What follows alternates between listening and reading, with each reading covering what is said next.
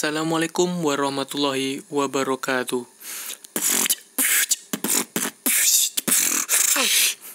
Yo, welcome back with me, Andi Firza Enggarta Farma Makurangong, aka Michael.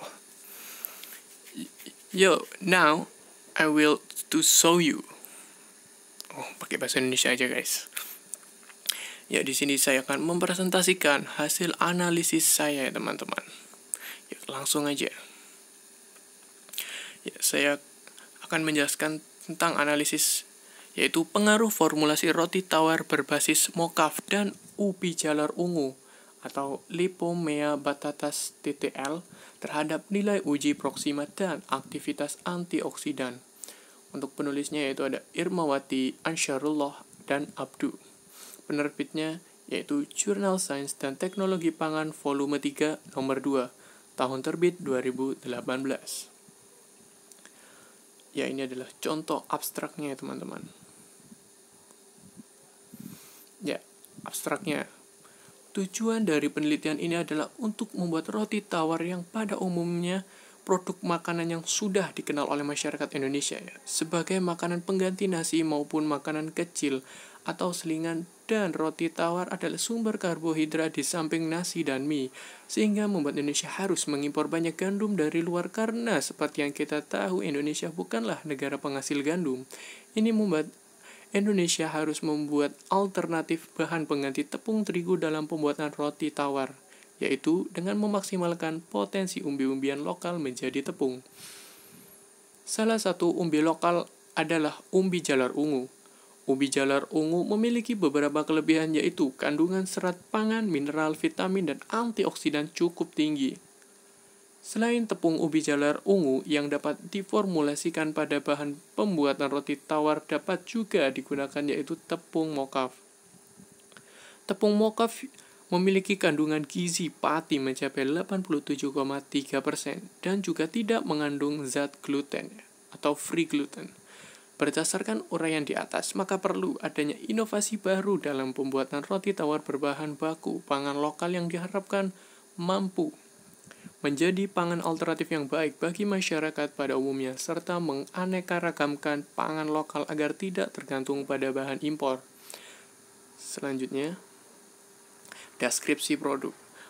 Produk yang diformulasi yaitu roti tawar, bahan fortifikan, mocaf dan ubi jalar ungu, bentuk fortifikan, tepung mocaf dan tepung ubi jalar. Zat yang ditambahkan yaitu serat tinggi dari ubi jalar, gluten free dari tepung mocaf, dan antioksidan. Metode formulasi yaitu menggunakan perbandingan ya.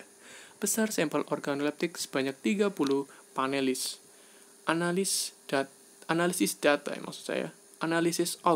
Menggunakan analisis of variant atau ANOVA dan Dukan's Multiply Range Test atau DMRT. Next. Ya, ini adalah tabel formulasinya menggunakan perbandingannya. Untuk formulasi U1 yaitu 30%,5%. Untuk U2 25%,10%, dan untuk U3 25%,10%.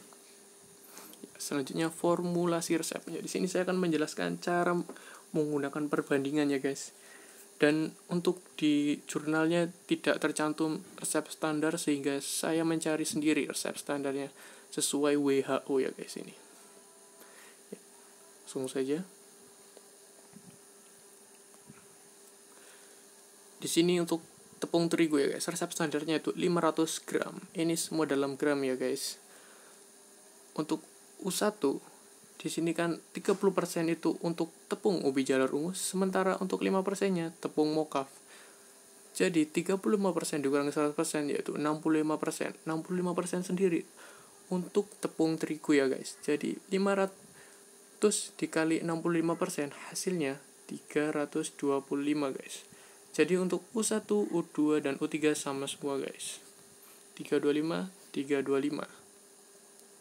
Ya, selanjutnya tepung ubi jalar ungu guys. Untuk resep standar dia tidak ada, sehingga kita menggunakan yang tepung terigu itu ya guys, 500 gram. 30% dari 500 gram yaitu sebanyak 150 gram. Untuk U2 25% dari 500 gram yaitu 125 gram, dan untuk U3 20%-nya yaitu 100 gram. Ya, selanjutnya untuk tepung mokaf ya guys. Tepung mokaf itu 5%. Jadi 5% dari 500 gram yaitu 25. Untuk U2 10% yaitu sebanyak 50 gram, dan U3 15% sebanyak 75. Sangat mudah kan teman-teman? Ya. Selanjutnya hasil uji organoleptik guys. Untuk warna ya. Warna yang paling disukai ialah U1 sebesar 3,87% suka. Hasil penelitian organoleptik warna pada perlakuan U1 tidak berbeda nyata terhadap perlakuan U1 dan U3, tetapi berbeda nyata terhadap perlakuan U0. Selanjutnya aroma. Berdasarkan hasil analisis pada roti tawar menunjukkan berpengaruh tidak nyata terhadap penilaian organoleptik aroma pada setiap perlakuan, memiliki nilai rata-rata sebesar 3,53% suka. Hal ini disebabkan karena semakin banyak formulasi tepung ubi jalur ungu, maka aroma yang dihasilkan lebih khas ubi jalur ungu dibandingkan tanpa penambahan tepung ubi jalur ungu dan tepung mokaf. Selanjutnya yaitu ada rasa. Rasa berdasarkan hasil analisis pada roti tawar menunjukkan berpengaruh tidak nyata terhadap penilaian organoleptik rasa pada setiap perlakuan, memiliki rata-rata sebesar 3,48% atau agak suka ya guys.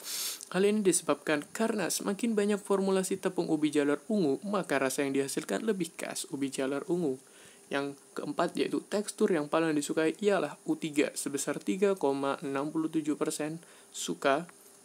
Hasil penilaian organoleptik tekstur pada perlakuan U3 tidak berbeda nyata terhadap perlakuan U1 dan U2, tetapi berbeda nyata dengan perlakuan U0.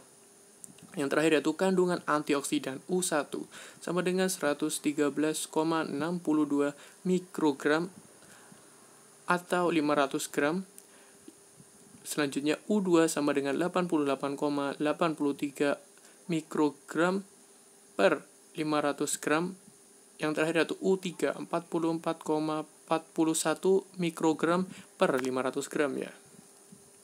Selanjutnya yaitu kesimpulan. Berdasarkan penelitian maka dapat disimpulkan bahwa warna yang paling disukai ialah U1 sebesar 3,87% suka, sedangkan untuk tekstur yang paling disukai ialah U3 ya teman-teman, sebesar 3,67% suka, dan pada penilaian organoleptik panelis menyukai roti tawar dengan penambahan tepung ubi jalur ungu 30% dengan tepung mokaf 5% atau U1.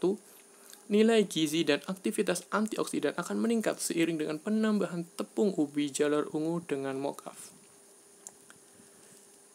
Ya, di sini sarannya untuk sang jurnalis ya. Harusnya pemerintah menggunakan metode ini untuk mengurangi bahan pangan impor yang menurut saya, agar banyak keanekaragaman lah di dalam makanan Indonesia dan kita tidak perlu mengimpor lagi, dan kita harus menggunakan bahan-bahan yang ada di negeri kita ini. Yang kedua itu adanya penambahan alat dan bahan yang mudah dicari masyarakat. Ini sangat perlu ya agar mudah dibuat. Yang ketiga itu lebih dikembangkan lagi metode ini agar Indonesia bisa menambah keanekaragaman jenis makanannya teman. Bagus ini untuk menarik wisatawan datang ke sini. Yang terakhir itu sebaiknya mencantumkan satuan gram pada bahan. Soalnya susah kalau nggak ada gramnya ya untuk membuat ini. Ya, mungkin itu saja yang dapat saya sampaikan. Terima kasih.